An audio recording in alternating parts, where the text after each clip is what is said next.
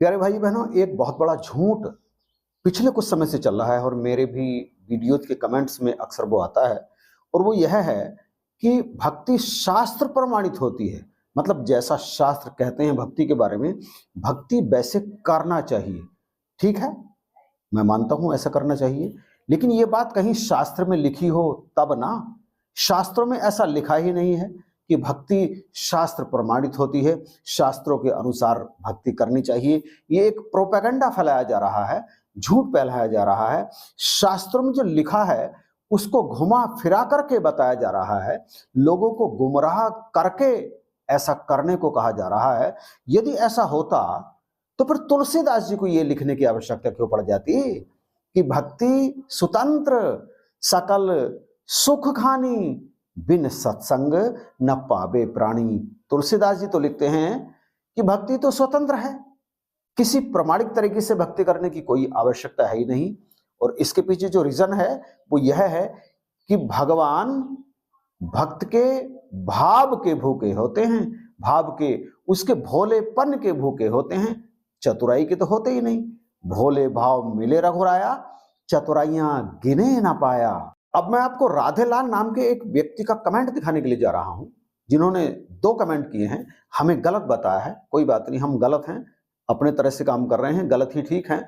लेकिन इन्होंने अपनी बात को साबित करने के लिए कहा है कि श्रीमद् भागवत गीता में भगवान श्री कृष्ण 18वें अध्याय के 23वें श्लोक में ये स्पष्ट बता रहे हैं कि जो शास्त्र विधि को त्याग कर मनमाने ढंग से भक्ति करता है, पूजा करता है, उसे उसका कोई लाभ नहीं मिलता और ना ही उसे मोक्ष की प्राप्ति होती है। आप कमेंट देखिए, फिर मैं आपको लेकर के चलूंगा श्रीमद् भागवत गीता के 16वें अध्याय के 23वें श्लोक पर सीधे, और बताऊंगा कि उसमें वास्तव में लिखा क्या है। तो आप यहां पर देखिए इनका कमेंट। आप मानते हो कि आपके गुरु सुदीक्षा जी आप सब लोग को गुरु बना रखी है, तो आप लोग गीता अध्याय 16 का श्लोक नंबर 23 और 24 को फॉलो क्यों नहीं करते हो? क्योंकि गीता अध्याय 16 के श्लोक नंबर 23 में लिखा है, जो शास्त्र विधि को त्याग कर अपनी इच्छा से, अपनी मर्जी से मनमानी पूजा करता है, उसको ना कोई गति, ना कोई सिद्धि, ना मोक्ष को प्राप्त होता है, ना कोई लाभ मिलता है।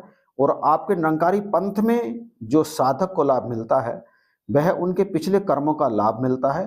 और आप लोग ना एक दूसरे के पैर छुआ छुआ के, आशीर्वाद दिलवा के उनमें डलवा देते हो, इसलिए वह सुखी हो जाते हैं। और जो लोग आते हैं आपके निरंकारी पंथ में, वह लोग सोचते हैं कि हम निरंकारी पंथ से जुड़े हैं, हमको बहुत लाभ मिल रहा है, और आप लोगों को बताते नहीं हो किस लिए उनको लाभ मिल रहा है। इसमें आपने जो देखा, वहां पे देखिए ऊपर, जो शास्त्र विधि को त्याग कर अपनी इच्छा से, अपनी मन मर्जी से पूजा करता है। ये कह रहे हैं कि अपनी मन मर्जी से पूजा करता है। आप इस पूजा शब्द को ध्यान में रखिएगा, फिर हम आपको श्रीमद् भागवत गीता में ले चलेंगे। अब एक और कमेंट इनका देखिए, इन्होंने लिखा है, इनके पास कोई ज्ञान नहीं है निरंकारी वाले के पास। अगर इनके पास ज्ञान होता तो गीता अध्याय 16 का श्लोक नंबर 23 के अनुसार भक्ति करते हैं। यह गीता पढ़ते हैं पर गीता का ज्ञान नहीं समझते। इसलिए परमात्मा ने कहा है, वेद पढ़े पर भेद न जाने। यह लोग वेद तो पढ़ते हैं पर उसका भेद नहीं जानते हैं। तो मैंने नीचे उस उत्तर देने की कोशिश की इनको कमेंट में। मैंने लिखा, बड़े ज्ञानी लगते हो, ग्रंथ को ध्यान से नहीं पढ़ते, कमेंट में कहीं से चुरा लाते हो, क्योंकि ग्रंथ में तो ऐसा लिखा ही नहीं होता जैसा आप बताते हो। तो कैसा लिखा है ग्रंथ में, वह मैं आपको श्रीमद् भागवत गीता की तरफ लेकर चलता हूं। आइए चलते हैं श्रीमद् भागवत गीता में। यह है श्रीमद् भागवत गीता तत्व विवेचनी हिंदी टीका, और ये गीता प्रेस गोरखपुर से प्रकाशित हैं। जयदयाल गोयनका जी इसके अनुवादक हैं। अब इसमें हम सीधे ही चलते हैं।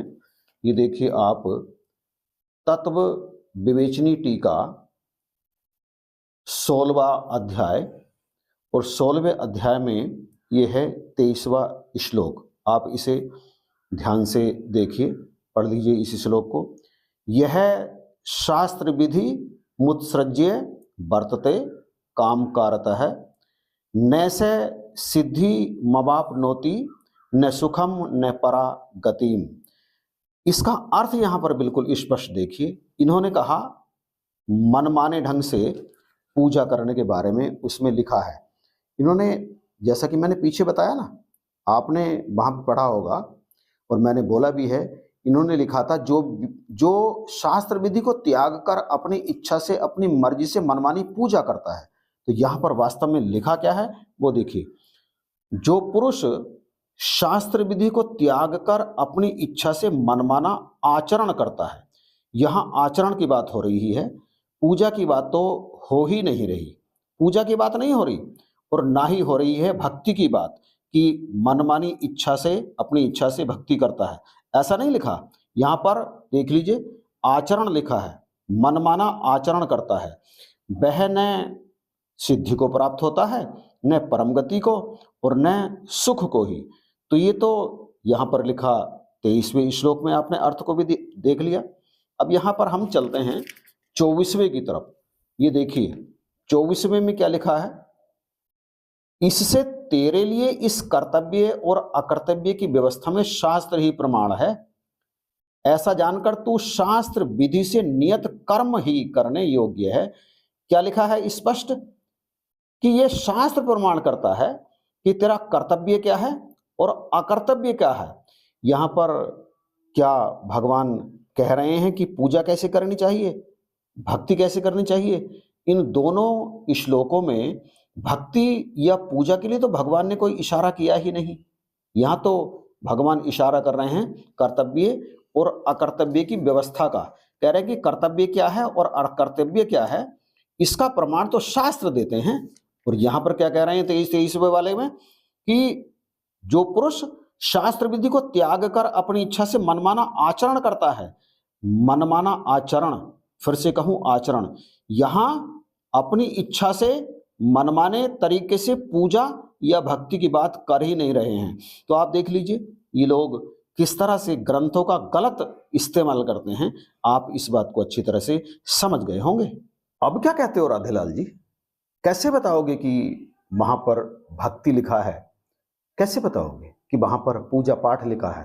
पोल तो खुल गई, चलो और लेकर के आओ। वैसे मेरे कई गुरु भाइयों और बहनों ने कहा है कि आप लोगों के चक्कर में मैं ज्यादा ना पढ़ूं, क्योंकि आप लोग वास्तव में क्या हो, ये सब अच्छे हमारे लोग जानते हैं इस बात को।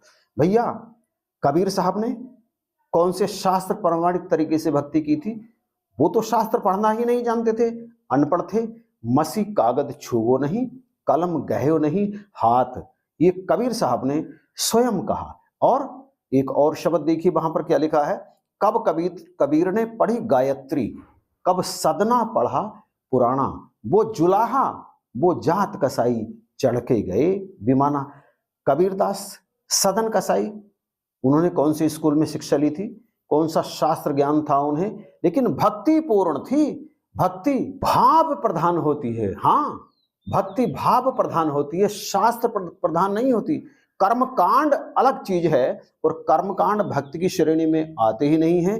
कर्मकांड विधि विधान ये सब तो नियम संयम की श्रेणी में आते हैं। भक्ति भाव प्रधान होती है। यदि भाव प्रधान भक्ति नहीं होती, शास्त्र प्रधान या शास्त्र प्रमाणित ही भक्ति होती, तो भिलनी को भगवान गले नहीं लगाते, क्योंकि वो शास्त्र ज्ञान में बिल्कुल जीरो थी। उधर आप नजर उठा के देख लीजिए, सज्जन ठग जो दिन रात लोगों को ठग रहा है, गणिका पापन जो पाप लगातार कर रही है, लेकिन कभी शास्त्रों को उठा करके नहीं देखा। तो कहां से वो भक्तों की श्रेणी में आ गए? कितने बड़े भक्त हैं वो। मीरा यद्यपि राजघराने से थी, पढ़ी लिखी भी थी, लेकिन जाना तो पड़ा। कहां जाना पड़ा? रविदास जी की शरण में। रविदास जी की शरण में गई, तब जाकर के वो भक्ति की पराकाष्ठा को प्राप्त कर पाई। तो भक्ति शास्त्र प्रमाणित होती है, ऐसा कहना छोड़ दीजिए, ऐसा होता ही नहीं। वही लाइन जो शुरू में कही, भक्ति स्वतंत्र सकल सुख खानी, बिन सत्संग न पावे प्राणी। सत्संग में जाकर के प्राप्त होती है भक्ति।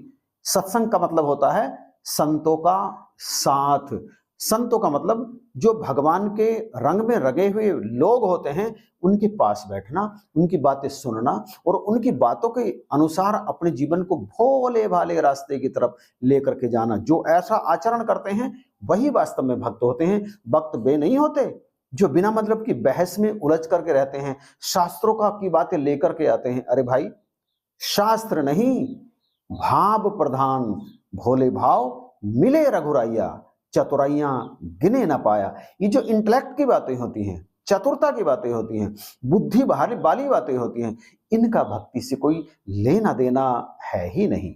तो मुझे लगता है कि शायद बात समझ में आ गई होगी, भक्ति के लिए क्या जरूरी है और क्या जरूरी नहीं है।